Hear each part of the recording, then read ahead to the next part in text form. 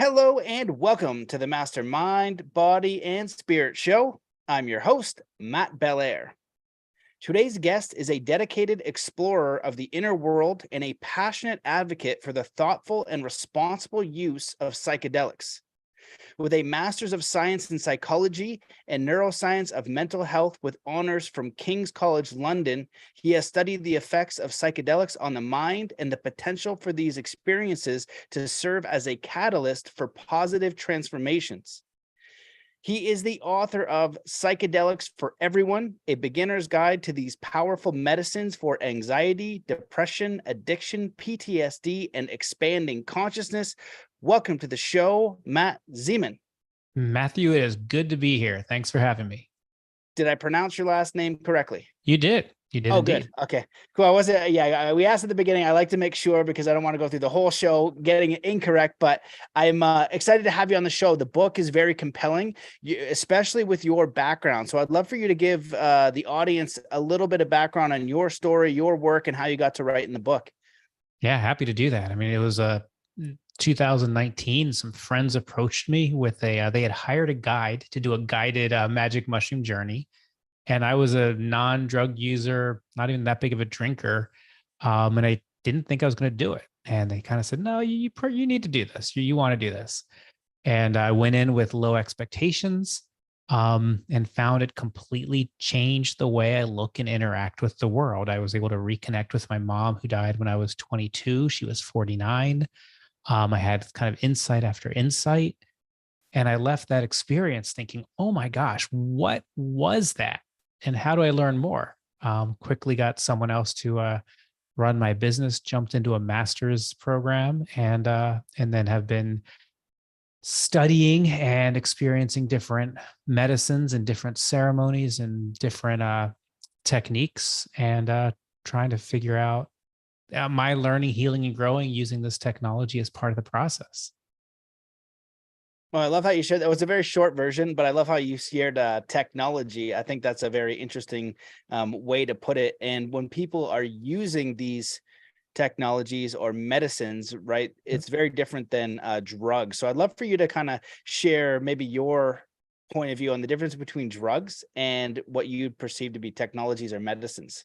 Yeah, so I'm going to take this in two different directions. I'll start with the drug piece. I mean, there's a really cool study out of Imperial College London where they said, forget how drugs are classified. Let's just look at them in terms of harm to self and harm to others. And all the way on the left-hand side of this chart, the most harm to self and most harm to others is alcohol. I think it's a 76 on this chart. And you work your way down all these different drugs, and you get to the far right-hand side, and you have mushrooms. There's no lethal dose. I think it's a 3 on the chart. It's pretty compelling. MDMA or ecstasy is down on that end of the spectrum. LSD is down on that end of the spectrum. So all of this information that I was given in the last 50 years growing up about how these drugs are going to fry my brain, they're going to make me addicted, they're going to cause great harm, was really not rooted in science. It had a different motivation behind it. You then talk about medicine or the use of medicine, and there's kind of two different meanings to that word in the camps that I come from. There is the medicalization model of psychedelics, where there are companies who are trying to truly make this a medicine.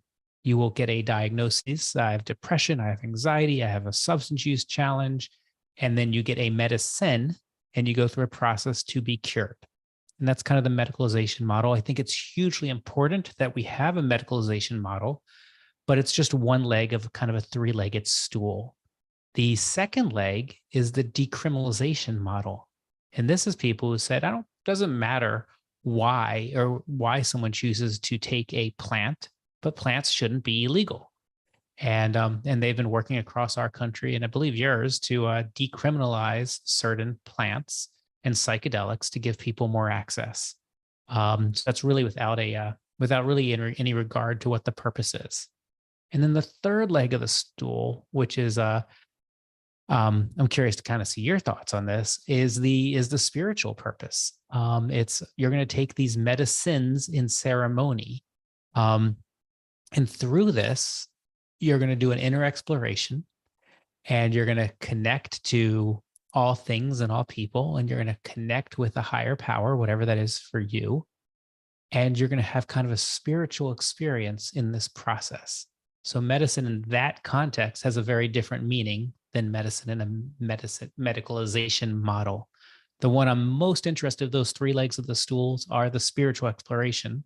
And I hope to kind of serve as a bridge between the people working in the medical fields and the people working in ceremony fields to try to do both better.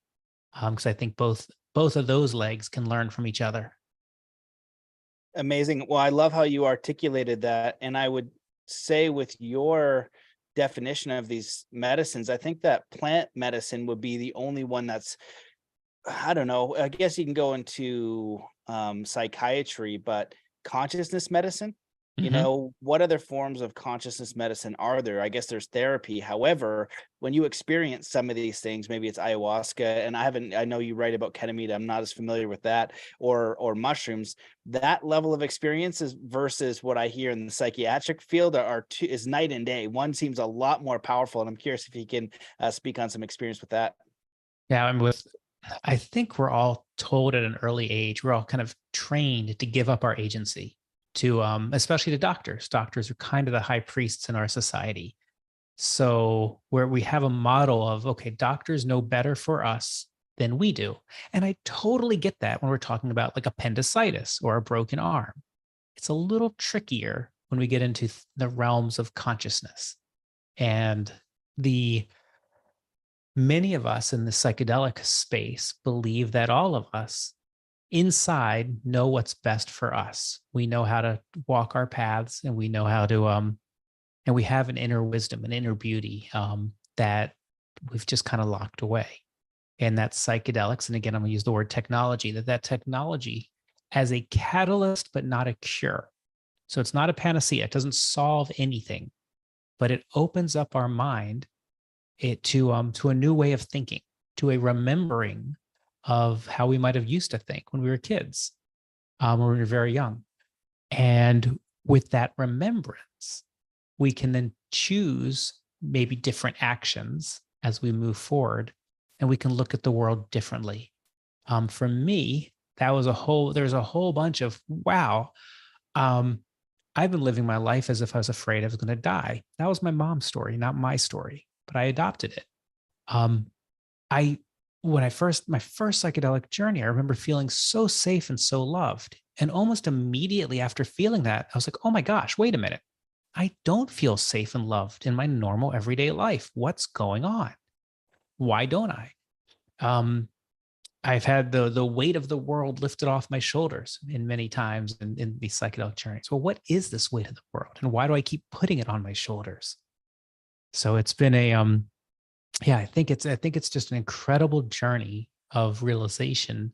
But again, these are moments, these are catalysts that then lead to the practice, like whether that's meditation, whether that's more time in nature, whether that's eating healthier, whether that's active listening. There's all sorts of practices that happen for most of life, that become, I think, more accessible to people after a psychedelic experience. Yeah, I agree. And I love that you touched on giving our power away and the doctors as the high priests. I think that's such an important idea. And the same goes for spirituality, right? Because we're looking for this gatekeeper, right? This gatekeeper to God. I remember going to the Parliament of World Religions with David Lombard Senepas, who was one of my Native American elder teachers. And one of the things that he would say in his talks is, you don't need a gatekeeper to God. We all have that right inherently. And when you're experiencing a psychedelic, you get to experience that directly, realizing not every psychedelic experience, however, it's a very common occurrence that you recognize that you do have this divine connection with something greater, which most perceive to be their creator. Now, however, they try to box that in words is their own problem. And Alan Watts is one of the best who's able to articulate this unknowable energy or thing or God in the best way that I've ever seen written or heard. But it is something that you can't really put into words. One of the ways I like to share it, it's like, if a goldfish were to become conscious and you toured around a goldfish for an entire year and he understood English, and you show him everything in your life for a whole year, then he goes back to being a goldfish and then he has to articulate that to his goldfish friends. That can be likened to some very deep psychedelic experiences. And so then the case is, what do we do with that? What do we do with that knowledge? How do we take that knowledge and improve our lives, and then maybe potentially improve the lives of the community? And that's another common occurrence as well, is that when people go through these experiences, they're often out of their own head, their own problems, their own ego, and they say, oh, you know what, I am a part of this whole. And in my life, and what am I doing? Is it helping or serving the community, or am I actually harming my fellow brother and sister? And I love how the Native Americans will say, all my relations, all of life. Mm-hmm. Is what am I doing? Is it helping all of life, or am I actually harming? And they get this big, deep epiphany of, whoa, I need to recalibrate what I'm doing to make a living, or how I'm living my life. And one of the things that you speak about, I think, is so important. And I think it's at the root of your book, because you've already touched on it. It's reclaiming your true self. So I'd love to hear what that means in your words, and how we might begin the process to do that. Wow, Matthew, you just covered a ton of ground in just a few minutes. That was impressive. Wow. Thanks, Matt. The I want to just take a moment to jump onto this direct experience notion that you brought up. That at least for me, I thought of people who had direct religious experiences, like those people in the Bible who, oh, they saw a burning bush, or it's these rare occurrences to have a direct religious experience. I grew up with a Catholic mother, Jewish father. So whether it was church or synagogue, yeah, it was somebody else just kind of talking to me, but it really wasn't a religious experience. The idea that I could have a direct religious experience was really not even something I considered. No, it just wasn't. I didn't really think it was possible. And now it's like, oh, not only is it possible, it's a regular occurrence, and that it's available for everybody. And yes, you can get there other ways. I totally see that. There are people who can again, the monks probably that you worked with, that there's lots of people who can get there other ways. But for me, this was my first, what I would say, religious experience, and the idea that I could have it, and then I've wanted more of it. It's just so beautiful to recognize that we're not alone, and that's something I did not understand prior to this process. Which then I guess brings us all the way back to reclaiming your true self. And I think that's kind of this, for me, I put on lots of masks over the years. I'm a business person. Okay, what does that mean? I run and build businesses. I'm a husband, I'm a father, I'm a brother. Lots and lots of masks. I can look back now and see how many different ways I was trying to please so many different people.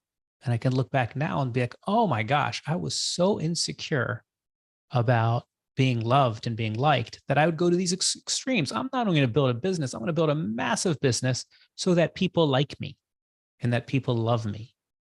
And in this process, the reclaiming your true self is like, no, no, no. You don't need to do anything to be worthy of love. You don't need to do anything to give love and to receive love. You just have to be and be open to it. And that was an incredible relief. That's like, okay, so wait a minute, all this pressure and all this noise, I don't need to have. That's not my story either. And I might be good at the skill set, but it doesn't mean that's the skill set I should be using for the purpose I was using it. And I might have been, again, on the same thing of reclaiming your true self. It's like, okay, I've been told a story of how little there is, the scarcity world, and I need to protect mine. Versus the psychedelic story, which is it's an abundant world. There is plenty for everybody. Lots of ways you can make resources. So I've chosen over time to reclaim that part of myself. And I'm going to go this path.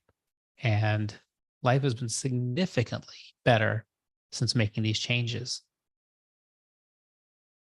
I love that. And I'm reminded of Greg Braden, and he talks about in one of his teachings, the three universal fears: fear of not being good enough, fear of trusting and surrendering, and fear of abandonment and separation. And many of the clients that I've worked with in the past, I think the biggest one is self-worth and not being good enough, or imposter syndrome, or any version of that. And that deep unconscious belief or fear drives us to create that, the successful businessman, or that ego part that's out in the world that says, I am good enough now, look at the things that I've achieved and now I'm good enough, rather than knowing who you are and reclaiming your true self. To me, is letting go of all the things that are not you. It's not really changing much, right? It's like, oh, we got to let go of all this fake stuff. It's shedding all those layers, and this is the thing that is truly me. These are the things that I care about. This is what I'm curious about. This is what I'm passionate about. This is what I would do if I was on my deathbed and realized, whoops, what the heck was I doing? And we know, what people regret when they die, right? They regret not being their true selves, just pursuing money and safety and security over that inner calling that they had, that deeper voice that they just pushed down and ignored. And we all have that. And I think learning to listen to that and recognizing that that is your voice and connection to God, or one of the connections, or one of those voices, because we're all uniquely made. Every single one of us is incredibly unique, with our preferences, with our curiosities, with our desires. We all have a gift to the world. And it doesn't have to be like game changing where you're worldwide recognized, amazing author. It can just literally be the simplest thing, to be the best at your job, whatever that vocation is, as long as you like that vocation, if it's aligned with who you truly are and how you affect your family, your community, your day-to-day relations. If you're congruent and aligned to being your authentic self, that is such a powerful gift for everyone to see, because it resonates, and it's so beautiful and it's so powerful. So that's a bit of a rant. Do you want to comment on that? No, I appreciate everything you're saying there, and taking it in, Matthew. It's yeah, that's fascinating. We also and part of the reclaiming your true self is also recognizing the dysfunction that looks functional in our society. So for me, people can say, "Oh, well, he built these businesses, so he's really successful." Yeah, but I also did not spend as much time as I should have with my kids, as I could have. Let me try it that way, not should. I also I was a workaholic. I traveled constantly, and in our society, that's okay. As long as you're producing, that's okay. So it's funny, if you are experiencing depression and you have no motivation, everyone's like, "Oh, something's really wrong." They don't want to get out of bed. But when you're manic and working like a madman, there's not as much commentary about, "Oh, this person's really working too hard and is leaving and is not paying attention to the things that matter." We don't have enough of that discussion. As an entrepreneur, I would have appreciated more people jumping up and down and saying, "Dude, you're missing out here." Um, yeah. So that, again, that lots to learn on this path of reclaiming your true self, of shedding these identities, of shedding these masks, of shedding the behaviors, and then adopting new behaviors moving forward. Um, it's interesting. You also brought up this idea of aligning your purpose with something for the world, and you can absolutely, if that's important. One of my teachers, though, constantly says it all starts with you. It starts with your learning, healing, and growing. And from your learning, healing, and growing, you will then heal others. My learning, healing, growing is yours. Yours is mine. But he is always saying, start with the I versus the you, because it keeps like you and I talked about in our pregame about the ego jumping in. Okay, I know better for you than you know. I can cure you. I can help you. The more I turn towards I can help somebody else, that's in its own way a judgment. But if it's like, oh no, wait, I'm still learning, healing, and growing, and I want to have this conversation or engage in this activity for my learning, healing, and growing, and through that, you're learning, healing, and growing, and all of us are connected. I think that's a safer place for me to start. At least I'm trying to be very conscious of that perspective, and trying to be aware of judgment as it creeps into my psyche these days. Yeah, those are really great points. I remember talking to a friend of mine, and we both kind of have this thing where we look at the world and it can frustrate us, and it's like putting the weight of the world on our shoulders and just accepting that the world is what it is. I don't have a button to stop starvation or war or human trafficking, although I would push it if I could.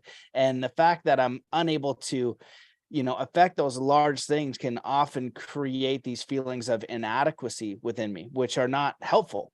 But also recognizing that that is not up to me. And from a basic level, what you're speaking of is so important. And I like to put it in the physical capacity because it's so simple. It's like the idea where, the world is out of shape, right? And you're 300 pounds and you're diabetic and your diet is crap. And you're out there and you're trying to say, hey, look, I can help you become a more fit person.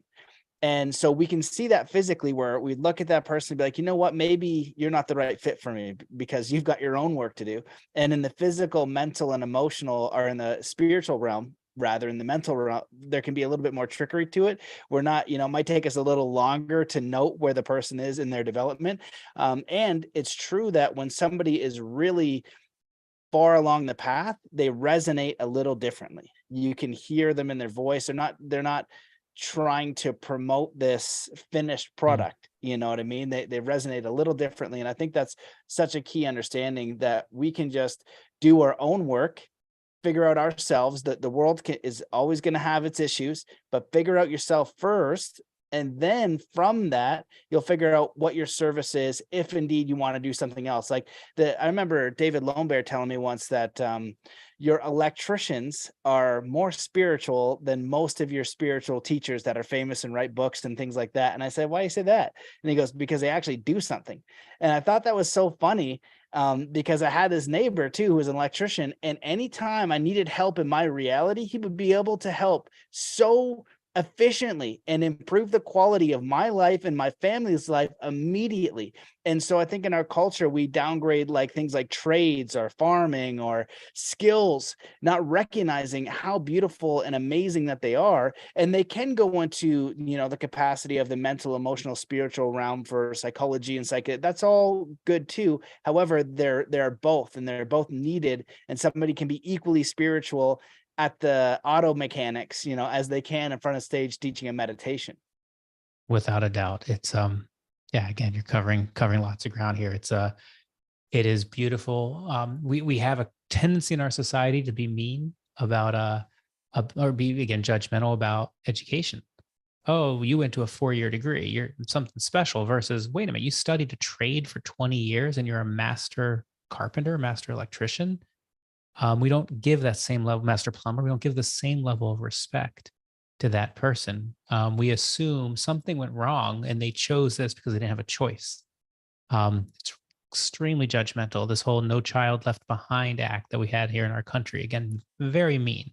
So you're left behind if you want to choose to do something to make other people's lives beautiful with your hands. It seems odd to me. But again, it's the culture in which we grow up. There's so many of those things that become pretty apparent, through, again, what it can be through a contemplative practice like meditation, just becoming aware of, oh, wait a minute, this noise doesn't make sense. This story that people are telling doesn't make sense. This judgment towards these humans doesn't make sense. Yeah, I completely agree with you. Yeah, I think the non-judgment is a big one. That one comes up a lot in Zen, trying not to judge the world, judge other people, judge yourself. It's like, you're observing this world and you can have an inner dialogue and monologue about it. It's not so bad to judge it in the moment, but it's attaching to that judgment. I think that's the thing. One of my teachers told me once, and I like that because it's funny. I was judging something and then they made that comment. I was like, that's so crazy. It's like your mind is just going to do what it does sometimes, but are you Mhm. going to attach to that thought and hold on to it? And always come back to yourself. What can you do to clean your own room, to clean your own house? Are you in order the way that you want to be? And focus there, because everything else is not up to you. That's their own world. And if there's an opportunity to help, you can help. And that's it. Focus on what you're doing and be a good member of your community, or whatever the case is, whatever that is for you. But it starts with getting crystal clear. And that's where I think psychedelics can help. And I think we're talking about kind of the lower end version, because I feel like step one is you've got a bunch of crap in your closet you haven't looked at, you haven't done any personal development work, or you're not aware of who you are, what's important. You haven't done any of this work yet. Now you have the other side where you're a little bit more developed. You've done some work, you know who you are, you know what's important. You're not just chasing money for no reason. You know what I mean? And you've contemplated important questions in your life to get a little bit further along the path. And this, again, I think psychedelics can help with that and accelerate. And I'm curious how you would recommend them, or how you've seen them used for people, let's say, that are a little bit more successful, a little bit more aligned already, to accelerate where they're going, to accelerate their mission, to kind of amplify, the momentum that they already have. Yeah. So for a lot of those people, and I would say that's my friend group, I think, who have, for the most part, they've done well in this consensus reality. They've been able to achieve something. They've got a full kind of grasp of the world in which we live, and they're trying to do more, something else. They know there's something else out there. They know there's something bigger, better. They're just not sure what it is. They don't have the language. At least in my case, Matthew, I didn't know the gaps in the inside that I was missing as well. But I did know, I at some level I knew there were holes, and there were things that could be better. I think with in many of the practices and the ceremonies that I go to, there's kind of a process that is used. So we talk about in advance setting your intentions, and the preparation process. Why are you doing this? A lot of times, people like you who are coaching high performance people are sending people to these ceremonies, and they're helping them in advance. What is your intention? What are you trying to learn? To the best that you're able to define it. Then during the ceremony, I like the use of different medicines. So I think there's a real power to using heart openers. So for your audience who don't know what I'm talking about, these would be things like sassafras or MDA or MDMA, things that make you feel a lot of love towards yourself, towards others, things that remove shame, blame, and guilt, and allow you to look back at your life in different experiences and kind of give it a fresh look over. And that can be incredibly healing. And then, like, moving into medicines like psilocybin, where you feel a deep connection to the earth, you feel a deep connection to, like you were talking about with your Native American teacher, all things and all people. Um, it's a different type of medicine. It allows you, and allows me, using the first person, to clean from the inside. And then I like when people have a chance to experience things like 5-MeO-DMT or Bufo, a non-duality medicine where there's no doubt there's an ego death. There's no doubt there's no you. I see you smiling, so I'm curious what that smile is from. But just to finish that thought, and then I would definitely want to hear what you're thinking. But when you experience that, it's like a short conversation with God. I don't know many people who've emerged from a full Bufo experience and remain an atheist. It's a pretty powerful. I don't know anything like it. It's very hard to find the words for that particular medicine. But there are hundreds of psychedelics out there for the people listening. Those are just three that I mentioned. For people who are on antidepressants, a lot of times they're going to start with ketamine. It's a different medicine, but it's going to give 40 minutes to an hour of an exploration. Is it going to be different than these others? Absolutely, but it still can be incredibly powerful. Ayahuasca is one that people are talking about a lot. It's a very physical reaction, physical experience. It involves purging in many cases, which, in my experience, turned out to be one of the more beautiful aspects of the ceremonies. But I didn't know that going in. So lots and lots of choices. And finding the right medicine for you is also part of this process. That's why I put the book together, but also why I think you do the work you do, Matthew, and why I'm talking about this all the time, to help give people just options. There's options out there, and what works for me might work for you, it might not. And this is about, I'm not trying to convince anyone to do anything, but I certainly want to get the information out there for people who are curious and trying to figure out what they want to do. Now, what was that smile about? Well, you're just talking about 5-MeO DMT, and yeah, that experience elicits a smile because of the intensity of the experience. It is definitely beyond words, and I've only experienced that once, and it was a holy smokes experience. Very, very powerful, game changing experience. And I would love to. So yeah, I just smile every single time. I laugh when I know people are going to go do it, because I'm like, all right, I wonder what's going to happen to you. I know it's going to be similar and very intense, but I would love to touch on a little bit of the neuroscience aspect, because you have an Mhm. education on this. You've been trying to find, or yeah, put the science to an almost, I don't know how to phrase this, but something that is so beyond the physical matter, so beyond understanding. It's nice to see somebody studying that. And there's the other aspect too with the pharmaceuticals that I kind of want to touch on, where these things, you don't get addicted. You can become dependent, where people are going to ceremonies too much and not integrating it. And there is a dark side to these, and I'm sure we'll address that. And I think people know that inherently. However, I've heard more stories about ayahuasca and iboga and other things where they get off of severe addictions, whether it's Mhm. alcoholism or really, really crazy ones, really crazy addictions. They end up being cured through one experience, where pharmaceuticals, 9 times out of 10, you've got a lifetime membership, and it comes with memberships to other things that unfold as you use those. So those things, they're really not that helpful a lot of the time. They can be used in the right set and setting. However, there is also a huge problem with pharmaceuticals, and where these medicines are coming from the earth. And if you can do them in the right capacity, with the right intention, with the right people, they can be very profound, very healing, and really catapult your growth in the way that you're trying to grow. So I'd love for you to share a little bit about some of the compelling things you've learned in your studies around neuroscience, or how these things work.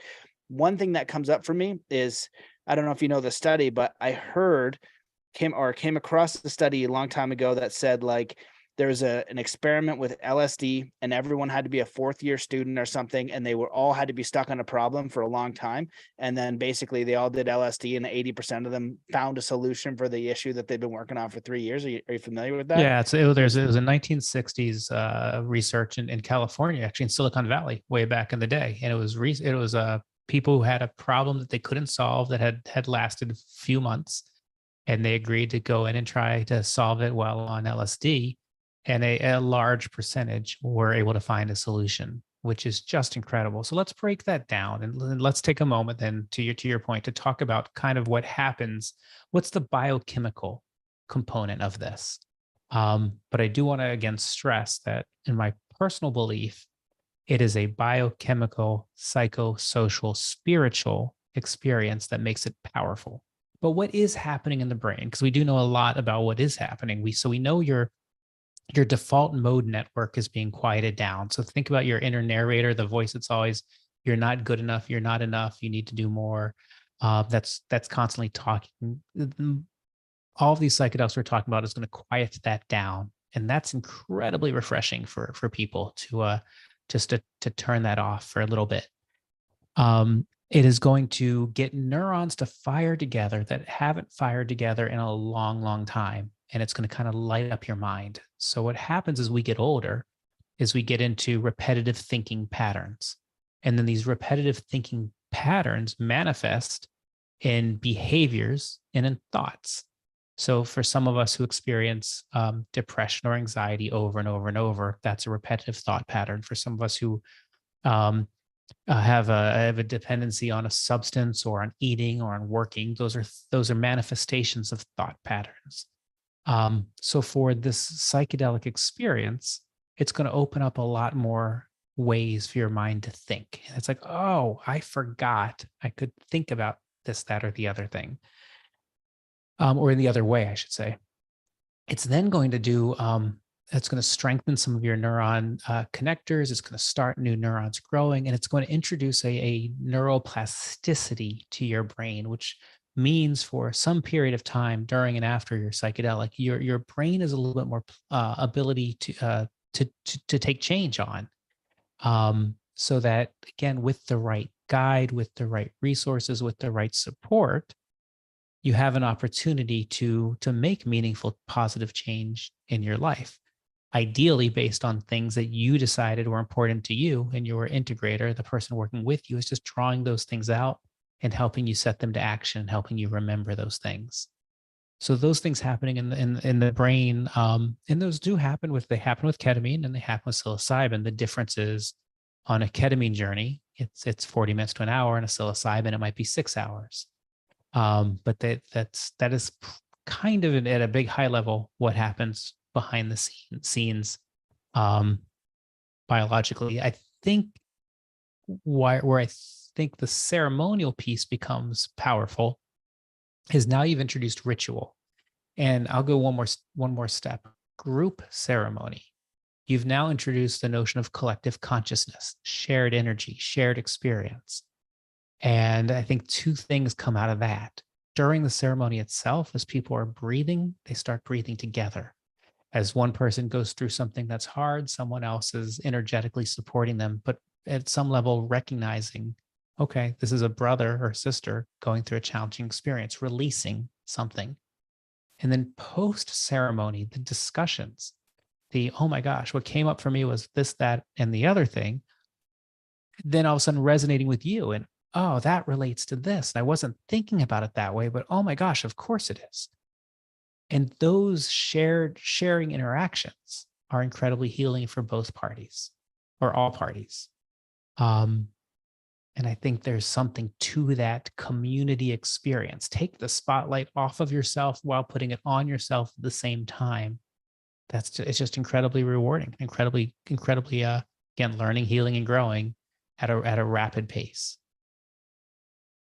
Does that resonate with your experiences in this space? Oh yeah, absolutely. And I want to go touch on the neurology of it, because in looking at the brain and how it works and the neural connections, when we have these repetitive thoughts are stronger, and we have these mental maps of the world. So if we have this belief that we're not good enough, there are many things throughout the day that can happen that will signal that, because it's such a strong and large neural circuit. It's this whole map of saying, hey, I'm not good enough, or the repeated thought, or a trauma thought, or whatever the case is, or the lacking thought, the scarcity thought, right? Any number of experiences can happen in the outer world, and it's got this big net. So it goes, oh, this is happening, so this means that I am not good enough, or there is scarcity, or I should be anxious, right? You have this massive map. And what the psychedelics do is they quiet that, and they open up to all these new possibilities. Now they've broken and kind of shattered that map. And what happens when you come back after the experiences,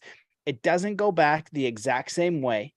And the neurons and these connections are not as solid, and it leaves room for you to begin consciously changing these things. And you can do it without a psychedelic experience, through consciousness, through awareness, through training, through, recognizing the thought and replacing with a preferred thought, and then over time, it'll become your natural dominant unconscious pattern. However, that can be challenging, especially if you're in it and you don't even recognize it. That's huge. That's where these things can be incredibly powerful. So in neurolinguistic programming, they call it the pattern interrupt, and it's so powerful. It shatters your mental map of the world, what you think is possible. And as you keep alluding to, and what I believe as well, the most important part of this is this spiritual experience of something greater that you feel inherently, that cannot be taken away. There's no words, there's no thing someone can say is like, oh, well, you were just tripping. Like, no, you didn't experience it. Whatever that is goes far beyond any word. And it's more, that realm, people describe it as more real than here. I've been to that place. It's like, it's somehow more real than here. And I know that it exists because I've experienced it through psychedelics, and multiple times not through psychedelics. Right, through And that meditation. is, through meditation. I'm curious. Well, I want to ask a couple things. One of them is any kind of compelling experiences, thoughts, or studies that, from the rational mind, why you believe these things should be looked at and considered for healing and growth, the most compelling ones you've seen, and any thoughts on what I just shared. Yeah, I mean, on the healing side, I'll use MDMA, which a lot of us knew as ecstasy, pure ecstasy, which again a lot of us did not have a chance to buy because we're buying things off the street, and it wasn't that, or wasn't necessarily that. But there's a beautiful phase 3 clinical trials that have just been completed that were sponsored by a group called MAPS, the Multidisciplinary Association of Psychedelic Studies. They've raised over $100 million to re-legalize this compound. And they were working with people with treatment-resistant post-traumatic stress disorder, or PTSD. So think about veterans, first responders, victims of sexual assault, who've tried all of the existing pharmacological and talk therapies that are out there. Nothing's worked. It's treatment-resistant. So they took that population and gave them some therapy, 3 MDMA sessions, and a little more therapy. In, again, phase 3 clinical trials. So we're talking about heavily monitored trials. 67% no longer qualified as having PTSD after that 3rd MDMA session. That's an incredible number. So when we talk about, again, I'm just picking that study because of these studies, MDMA should be re-legalized here in America and Canada by the end of this year, maybe a little bit of next year, but it's very, very close. That's just too compelling. We're seeing similar results with psilocybin with terminal patients. So here we have a population that has good reason, an episodic reason for depression and anxiety. And the psilocybin's not going to cure them. What it's going to do is give them a different way to look at this last chapter of their life. And it changes the way that they experience that chapter, which then ripples out to how their family experiences that chapter. It's pretty beautiful. So psilocybin is probably a year behind MDMA, maybe 2. It's in that zone though. It's like the FDA has given it breakthrough therapy designation. It's super powerful. And again, things like smoking you brought up or alcohol use, incredibly powerful. I don't know, we don't actually really know why it works that way other than the interruption of the patterns that we were talking about. But like I know for me, I haven't had a drink since that first mushroom experience. Just all desire to drink went away. Was that my intention? No. Just became obvious. I don't need it. I don't want it. Not saying that anybody else should have that opinion. That just is something that fell off. So I can only imagine if you wanted to decrease your use of XYZ substance, that these types of medicines can be powerful for that. Bill W., the person who founded Alcoholics Anonymous, wanted LSD to be part of their protocol. Not because, again, of the biochemical reaction of LSD, but because I think his first tenet of the 12-step program is you've got to give yourself to a higher power. And his belief was that if alcoholics, in his case, took LSD, they would have a forced spiritual experience and would be able to give themselves to a higher power, which would then allow them to continue down that spiritual path, which is effectively what the 12-step program is. It's wrapped around a desired outcome. In that case would be alcohol, but it can be eating, it can be sex, it can be lots and lots of different things. And then again, there's 309, I believe, academic institutions studying psychedelics now. So research is coming out constantly. There's some beautiful research that just came out on eating disorders. There's another one on OCD. There's an autistic group in psychedelics that are doing really cool work. I met a couple of the founders of that organization. The one said, I couldn't read other people's emotions until I had LSD. And then it clicked. And he's like, and I was an adult. I was like, wow. And this other person said, for me, it was the opposite. I was so flat, I couldn't give emotion until LSD. And that whole group will be at Enforce. There's a big psychedelic conference coming up in Denver here in June, and they'll be out there, and they've got a book now and a group and a meetup group, and it's just beautiful. So it's really heartening to see all the different ways people are finding themselves in front using this medicine, and the different ways that it's impacting the world, which is, again, brings us back to what psychedelics for everyone. I don't mean everyone needs to take a psychedelic, but I do hope that people listen to your podcast, Matthew, and read books and educate themselves, whether this is for them, whether it's for someone they love, or whether it's just good for society. And that leads to how we vote, which leads to who goes into office, which changes the laws around this. And those laws, again, can be on the medicalization model, it can be on the decriminalization model, it can be on the religious freedom model. All 3 are important to have. You brought up a lot of great topics there, and I want to kind of keep pushing it forward because your book is entitled A Beginner's Guide, and you list these different medicines. So I'm curious if you could give us a brief synopsis of the medicines that you listed, and then the beginner's guide, if they want to engage with those, some do's and don'ts. We'll keep it practical for those who are thinking, they're like, oh, I might try. And it's, it can be nerve wracking. I've shared Yep. recently on the podcast that I was younger and I have done mushrooms in the past. I have done ayahuasca. And for me, it was like, a deep wanting to grow my relationship with God. And when people were sharing about ayahuasca, I was like, I had that experience through meditation. Like I've been to that place that they're talking about. And so you're telling me that you can go to that place with a drink, right? Like, that is nuts. And then this drink also comes from the earth. So I found that very compelling. And I also found the lineage of that compelling. So the reasons were sound. And then mushrooms was the same thing, wanting to deepen my spiritual connection. That was the reason that I gravitated towards these experiences. And I hadn't done mushrooms in a very long time.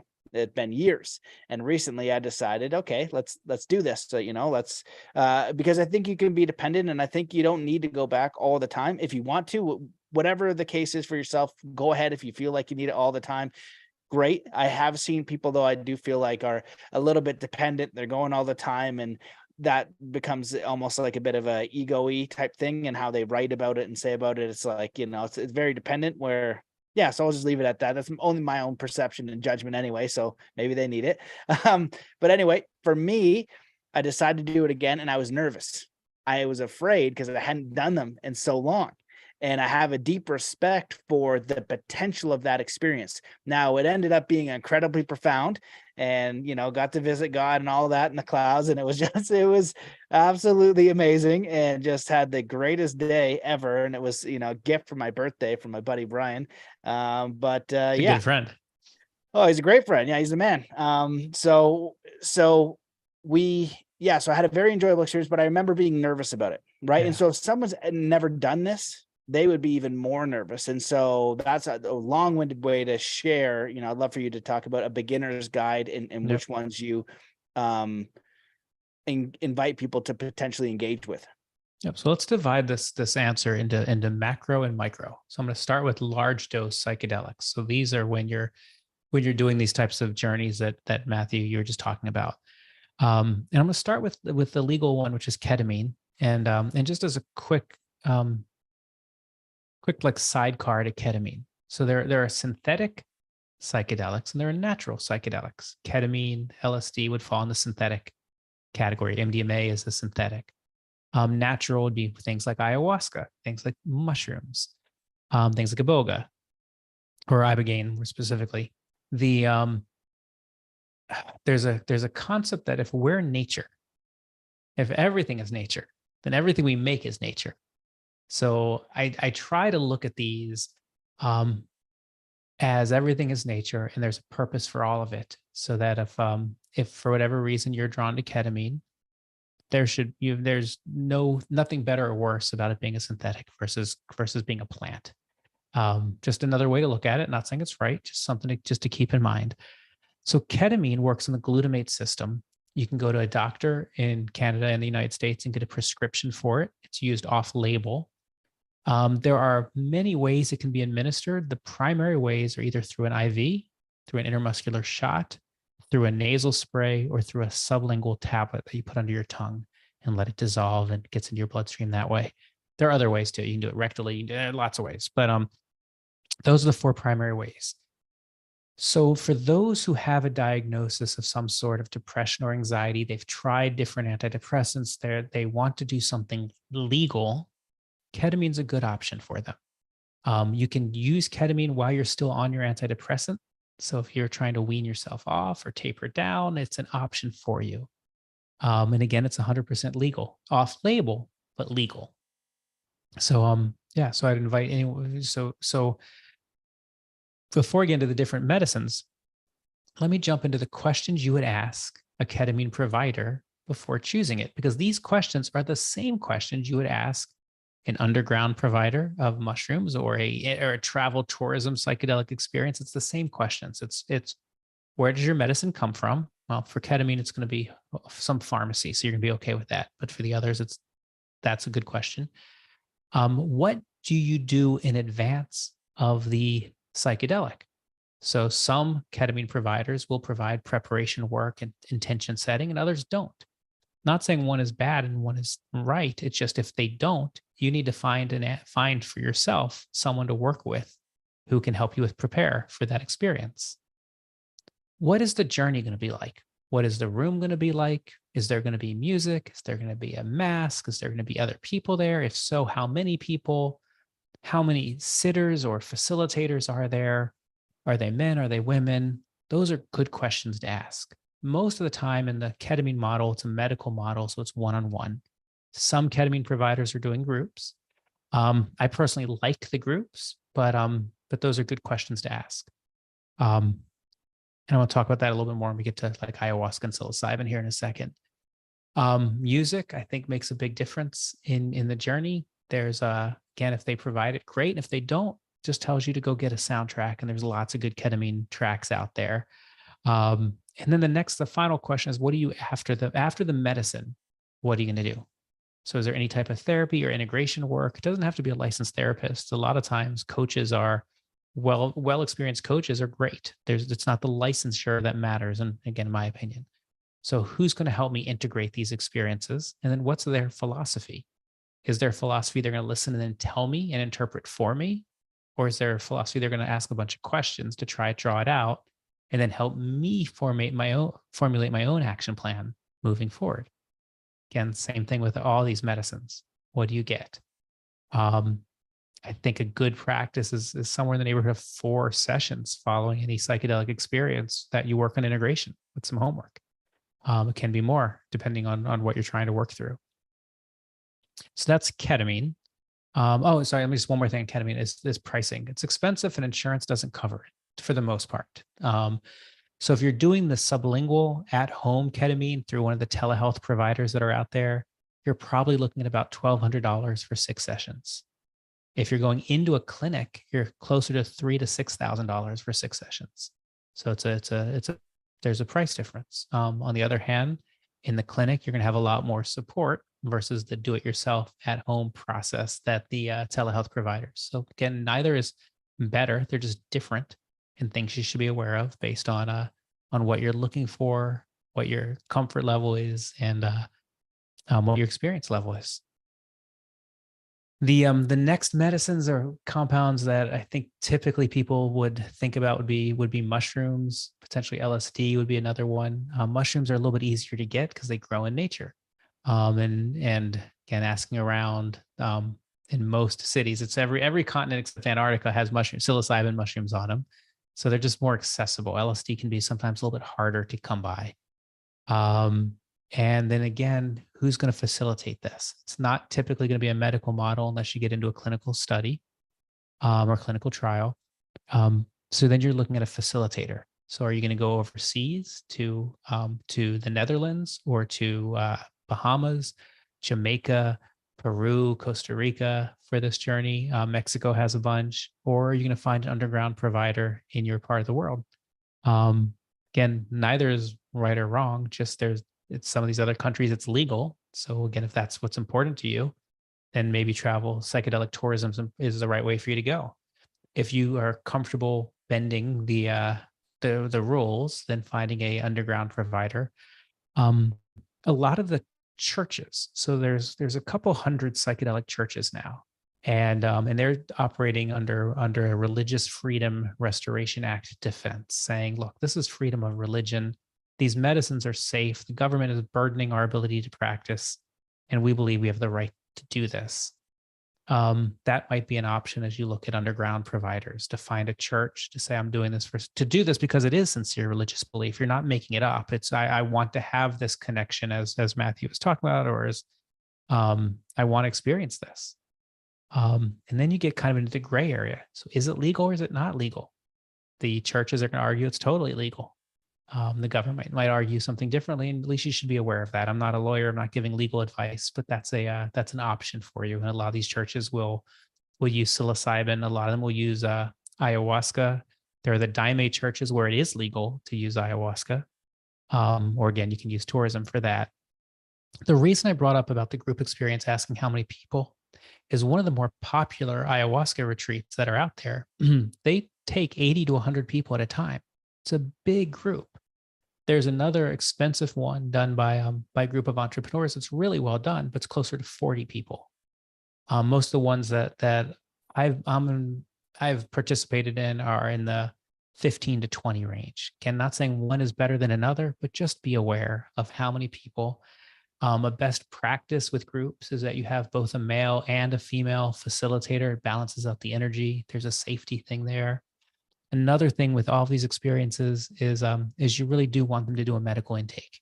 You want them to look at your the prescriptions you're taking, the supplements you're taking, your psychological history, your trauma history, your job history, your relationship history. Not because they're trying to screen you out, but because they're doing that to better prepare you. If you've had a lot of XYZ in your life, they can then have a conversation and say, okay, these things may come up. And if they come up, this is how you will work with those things.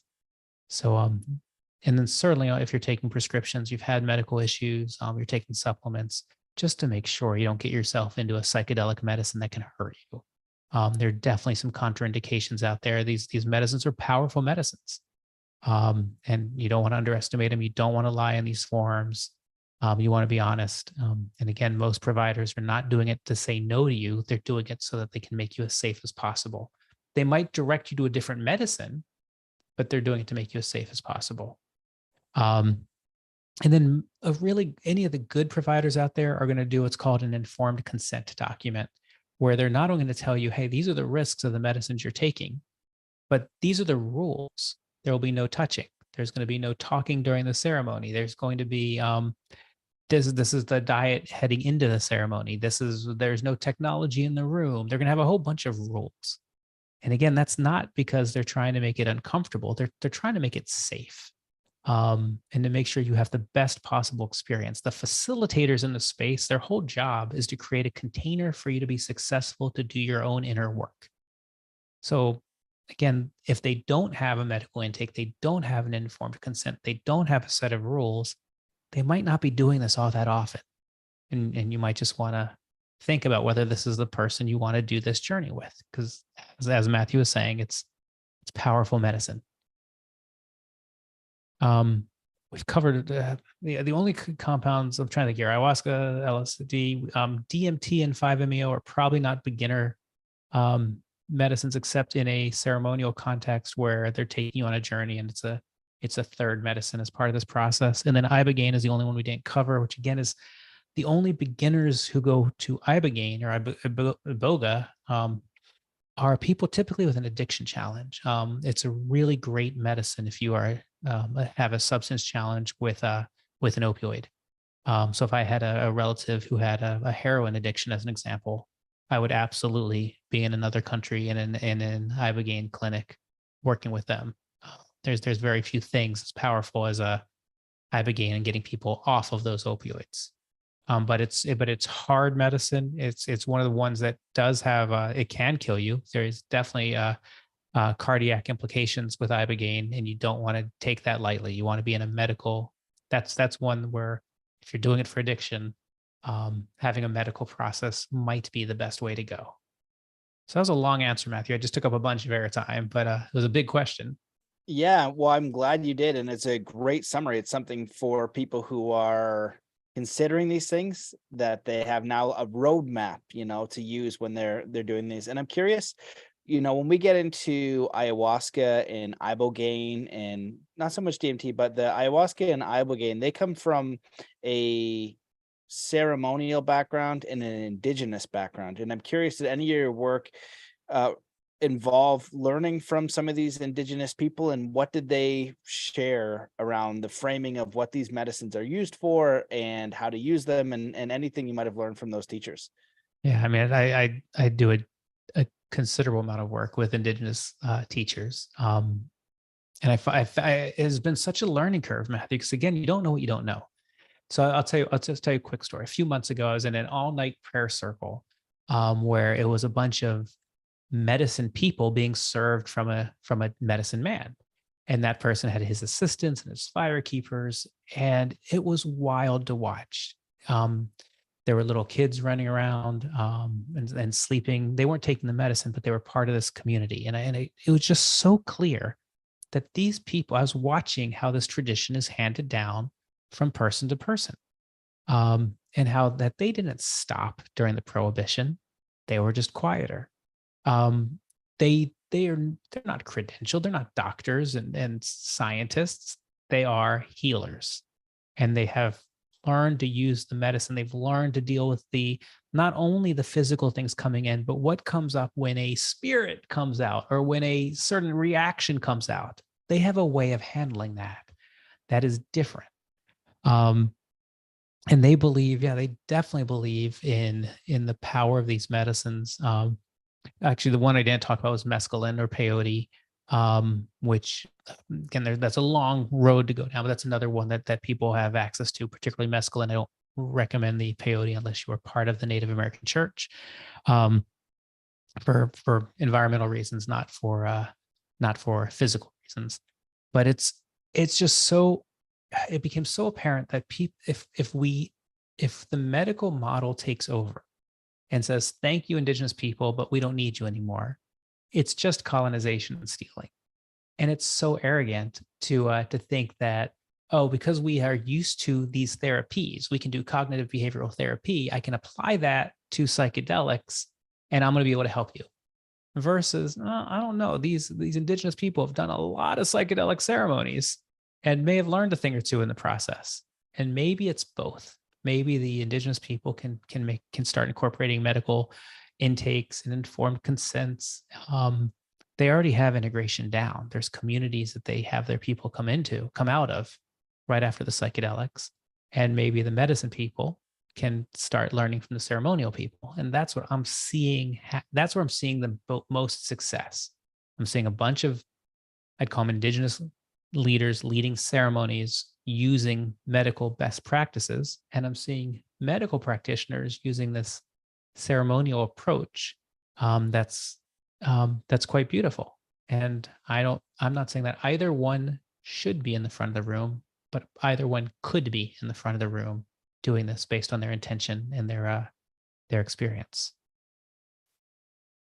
Amazing. Well, I love that summary, and I totally agree that the Indigenous wisdom should 100% be appreciated and acknowledged. There's a reason why they've been doing these ceremonies for so long. There's a reason why they are so powerful and transformational. And if you've ever done an ayahuasca ceremony, you want the most, what's the word for it? Not educated, but experienced, Taita, master of these realms, absolutely. absolutely, because it can be absolutely terrifying. And you're dealing with these, I don't even know what to call them, dimensions or realms or experiences that are so far beyond the physical that you really do need to have an understanding. And who even knows the level of wisdom that they're dealing with and what they're actually doing? Because I remember one of my teachers, Carlos Barrios, who's a Mayan elder, he was talking to me, and he put together a summit of Indigenous leaders from South America, and this was in the 90s, I believe. And everybody came, and one he spoke about, which is kind of the head honcho guy, came to have a shower in his house, and he said, "This water's dead." And he goes out to the lake nearby, jumps in the lake, and I find out that this guy basically lives full time in nature. And I just think how different his consciousness is, how different his understanding is, how different his model of the world, what he can perceive. Maybe there are way more senses. Who even knows? Because we're looking at black screens all the time. And in an occult, it's a black scrying mirror, and it is affecting our consciousness. So often we are, in a passive vegetative state, receiving signals from screens, where this guy is nonstop in nature. And then actually, I recently interviewed Gabriel Miguel with the Anastasia books. And I don't know if you've ever heard about those, but those are incredibly fascinating as well, where apparently this woman is real and she's lived in the Siberian forest and can communicate with animals and has done that for centuries with her family. So we don't even know the limits of integration that we can have with nature. And if you look at the Western society, there are many things that are beautiful and amazing about it. And there are also things that really remove us from understanding that we're integrating with nature as a whole. And we're really pushing that away and not learning how to be in harmony with everything around us. So that wisdom is so important to carry in our day-to-day basis, and psychedelics gives us that opportunity. And the other thing that it does is puts us usually back in nature. Many of these things will be, you want to go to a quiet spot in the woods, and people don't do that. And me moving myself out to British Columbia with my family, that was the big thing. It's available in Ontario, but it's a lot harder. You're a lot more suffocated with cities, where here you can drive a couple hours and you can be alone in nature. And I feel like that is such a powerful experience. And if people, don't want to do a psychedelic first, just go sit in nature by yourself, find somewhere by yourself and go and camp for a night. That is a wonderful starting point. And people don't do that. And so there are a lot of benefits to getting out in nature, and there's obviously a lot of benefits from listening to this lineage of Indigenous teachers from around the world that have been exploring with these medicines. And there's wisdom from teachers that are not using these medicines. Yeah, There's a there's ton there no that doubt that that forest bathing and the prescription of going to nature, which I think we're seeing more and more in Japan than we are here, but just go in nature. Nature is medicine; it can help. The what's coming up for me on the indigenous side is it's really interesting. In our Western society, we're kind of trained to, you read a book, you learn, and then you can do it. And in, at least in my experience in the indigenous community, these people have partaken in psychedelic medicine many, many, many, many, many times. And when I've talked to most, but not all, but most doctors in the space, it's more theoretical. When you're talking about non-ordinary states of consciousness, in my experience, you really want someone who has been there, who's been on those realms and been in those planes, who has seen those things and can help guide you in that world, in that dimension, and then bring you back. I want to touch on one more thing because I know we're running close on time, Matthew, but I want to talk about microdosing because typically people ask about that in the beginner's guide as well. I do have a free guide to microdosing on my website. And you can also go to people like The Third Wave has a great course on microdosing. But microdosing is when you're taking 1/10 to 1/20th of a regular dose. It's typically called subperceptual or subintoxicating. And people do it for the same reasons. They do it to have more connectivity. They do it to relieve anxiety and depression. They do it to feel more connected to people and to solve challenges. The research on it is kind of split.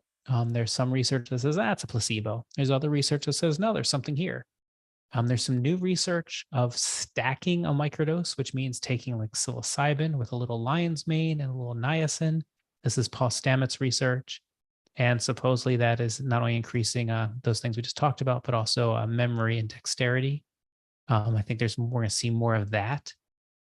If this is an area that you're interested in, there's a group called the Microdosing Collective that is working to change legislation and education around microdosing. And typically when people are microdosing, it's mushrooms or LSD. And I think mushrooms is the easiest. A beginner's guide, just one other thing to know. There's two main protocols with microdosing. Paul Stamets will say, hey, do it 4 days in a row, take 3 days off. Every month, take a couple weeks off. That's it. Dr. James Fadiman will say, maybe take it day 1, still in your body, day 2, let it flush out, day 3, take it again on day 4. You do that for about a month and take 2 weeks off. Don't know which one's better. It's whichever one resonates with you, but both are kind of the way people microdose. Again, in my experience, I prefer the larger dosing infrequently than the microdosing, but I see power in both, and I don't think it has to be an or, it can be an and. But if you're looking for those kind of life-changing spiritual wake-ups, those typically don't happen in a microdose, but they can be maintained in a microdose. So just something, again, for you to think about as you're getting yourself into this world of psychedelics. I appreciate that. So many people do wonder about microdosing, and it comes up a lot. So I'm glad that Mhm. you brought that up before we close. This has been amazing. I've appreciated this topic. We could probably go another 2 hours just now exploring God and consciousness and some of the experiences we had, and we could go on for a long time. But this has been very enjoyable. I appreciate you and the book that you wrote. The in the manner that you wrote it is very helpful, and it's not saying do it or don't do it. It's like this is what it is. This is what it can do. Here's a guide if you want to explore some of these things, and that's what we need, because you did touch on a little bit of the dangers, but I feel like it's really about that spiritual understanding. It's really about that connection with yourself, that honest connection. You have to know if you're doing it for weekend party kind of thing, you're probably going to get kicked in the butt, and it won't be nice. But yeah, they can be incredibly powerful and incredibly helpful, especially for people who've hit a wall and they have no other option. They've tried everything else and it's just not working. So is there anything that you wish that we had talked about, or you want to leave the listeners with before we close the show? Oh, Matthew, I mean, I really appreciate the way you've asked the questions. It's nice to talk to someone who has both a long meditative and contemplative practice, has done work with again monks and on yourself, and understands this world that we're talking about and has had the experience in these other realms. So I think you really have driven this well. Um, yeah, I just on the danger side, I just can't stress enough the danger is often not from the psychedelic itself. It's when life happens and you're on a psychedelic, things can get complicated. So, what is that? What do I mean when I say that? If you take a psychedelic and you're not in a safe container, you have someone who is giving that to you who might not be acting from the best motives. You have people around you who might not be appreciative of what you're doing. You're in a vulnerable position, and that can be dangerous. If you don't have anyone around you who can help should a normal life event happen, a trip and fall, a cardiac event, any of those normal things that happen every day, that can just be more complicated when you're in a non-ordinary state of consciousness. So just be aware of that as you make your decision on how you're going to, if and how you're going to interact with this medicine. Um, the reason I recommend ceremony is, and with male and female and experienced facilitators, is all those things have been thought of in advance. But I'm not saying by any stretch it's the only way. Just be aware. It's powerful medicine, and you are not in a ordinary state of mind when you're on these medicines. So things that would be easy to deal with, like I need just to go to the bathroom and I'm on ketamine, might be harder when you're on the ketamine. Well, I appreciate you sharing that. Thanks again for coming on the show. Where can people find you, the book, if they want to stay in touch? Where do they go? Matthew, mattzemon.com is the best place. That there's some free videos, there's some guide to microdosing. You can sign up for my email list.